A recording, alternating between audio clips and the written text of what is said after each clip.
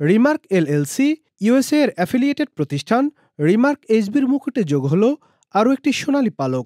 সবচেয়ে দ্রুততম সময়ের মধ্যে সম্মানজনক গুড ম্যানুফ্যাকচারিং প্র্যাকটিস বা জিএমপি সার্টিফিকেট অর্জন করেছে রিমার্ক।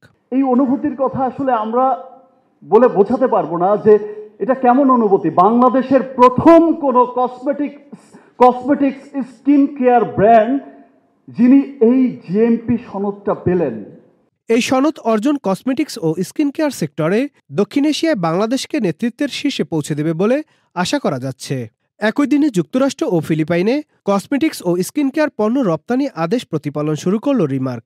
শনিবার আনুষ্ঠানিকভাবে রপ্তানি আদেশের অনুমোদন দিয়েছে রিমার্ক হারল্যান্ডের পরিচালক মেগাস্টার শাকিব খান। প্রথম অর্ডার আমেরিকা যাওয়ার